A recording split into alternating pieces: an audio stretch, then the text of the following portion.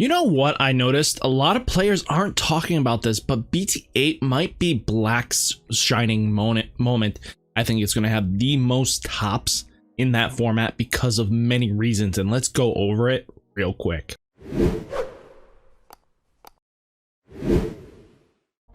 Why do I think BT-8 is Black's best format? And this is the reason why. Look at Black right now. Black doesn't have much tops compared to any other color, even in the US right now. And to be honest with you, I could probably pull up even less on every other time. This is BT1 through BT3. Its best form wasn't even until we got further into like BT5. We saw a little bit more on the top again, but it's like Black hasn't really done much. You had the Zoran Punch, we had Ragnar Lordmon, we had, you know, Darkdramon. Darkdramon, the Commandramon line is a really good deck even going forwards. It just, the deck always seemed like it was missing something. And then we did have the Metal Garurumon, which Black Metal Garurumon really did well in our format, and it topped quite a few events. And then we get into this format, we get Royal Knights.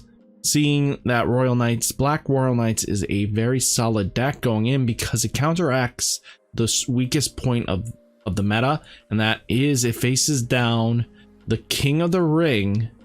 And let me tell you, there's two decks that will be able to be countered by this because you hit such a big number, and that is you have Three Musketeers, and you also do have Ancient Garurumon with Bonds of Friendship.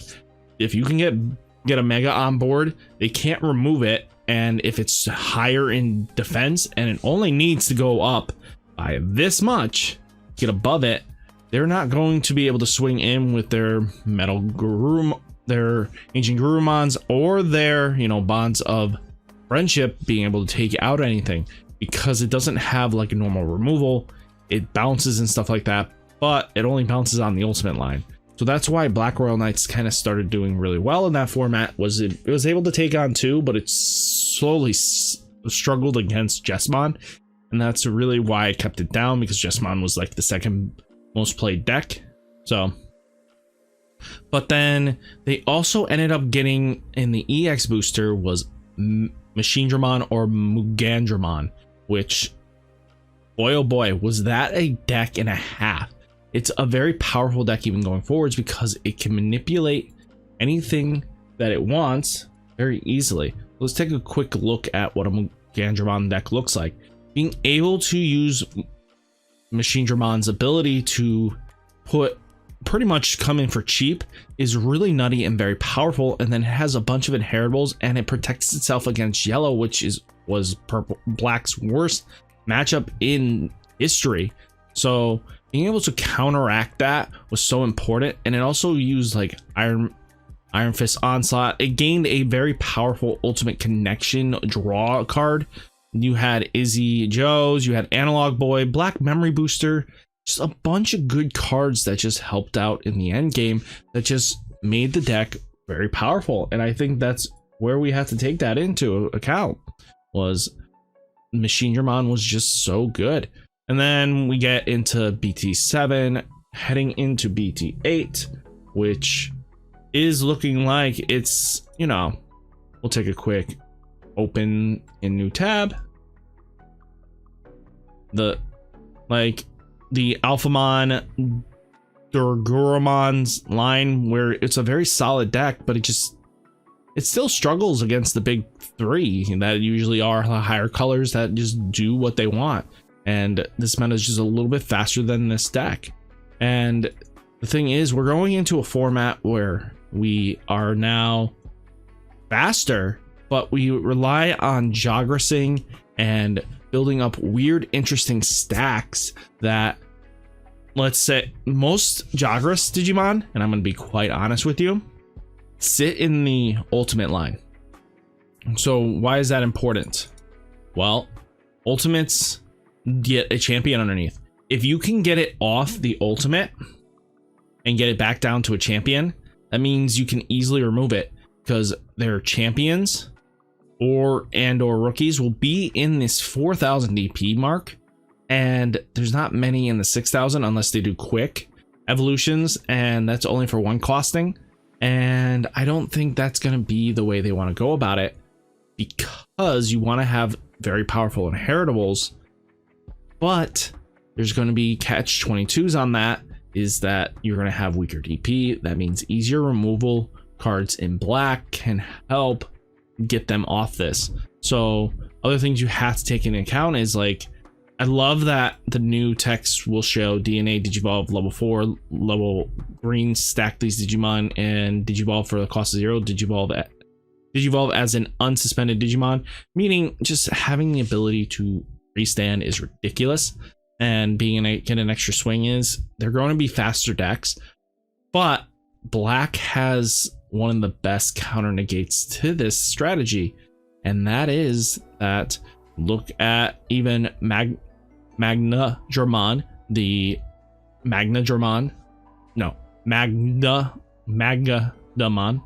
like, it looks so interesting. It has armor release. When this Digimon would be deleted, you may trash the top card of this Digimon to prevent it from being deleted. Well, that's going to be a problem in the future. If we can't delete them by normal means, how do you get rid of these? It's quite simple. Black has always had the answer, and that has been to just de-digivolve them off of it.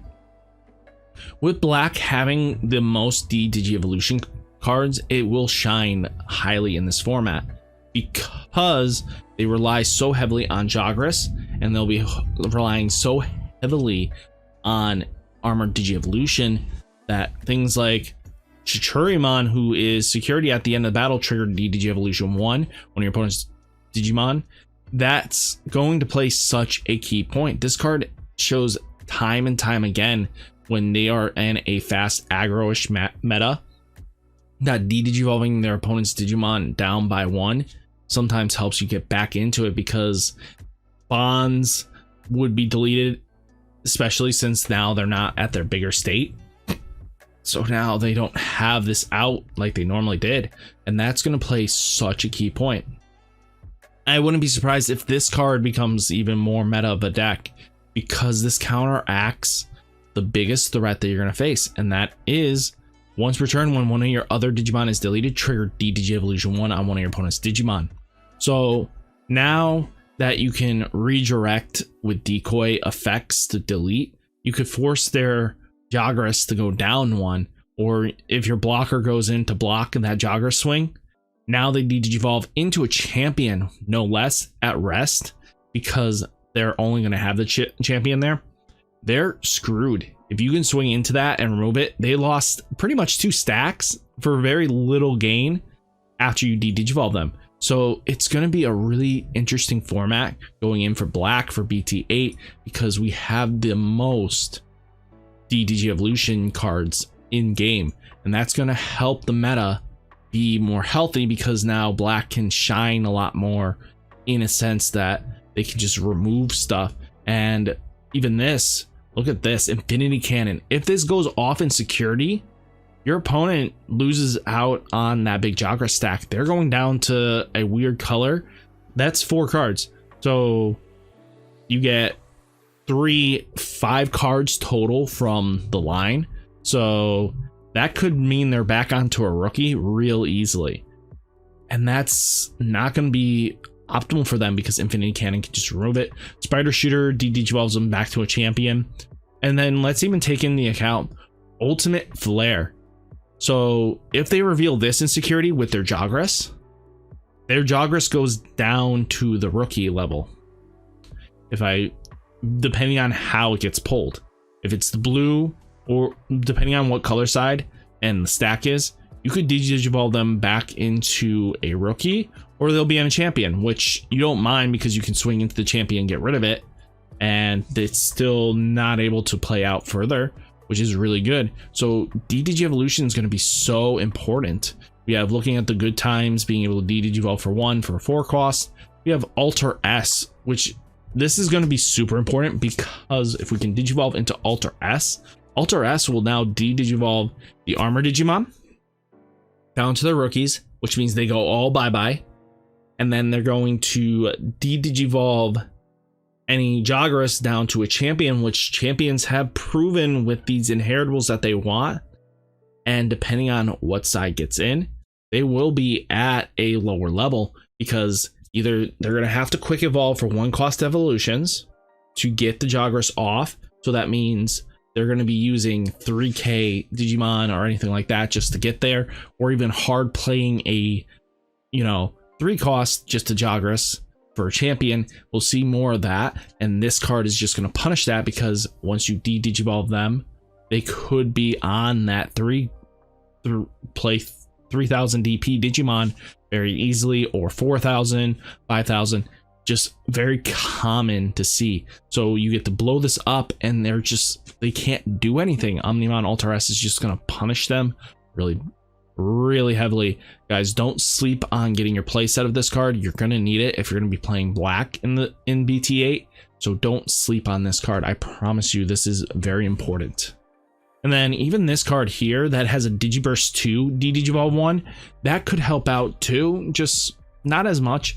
But if you can bring Ragnar Lordmon back, or if they get another Ragnar Lordmon with Jogress, this is going to get ridiculous quick. If they keep DDG Evolution one side, you could build this up, and then whatever the hybrid of Ragnar Lordmon be, this is going to combine very easily, and now you have DDG Evolution 1, and your opponent's not going to be able to answer this quite easily. So guys, hopefully you see what I'm seeing, that black is going to be BT-8's like go-to deck. I think to counter the meta, you're going to have to go black, and if you don't, you're going to really regret it. So guys, hopefully you enjoyed the video and you liked it like I did. Please tell me what you feel like is BT-8's like go-to deck. If you don't think it's going to be black, tell me I'm wrong in the bottom. But hey, let's see what black can do. Let's catch you in the next video. Remember, like, comment, subscribe. Peace.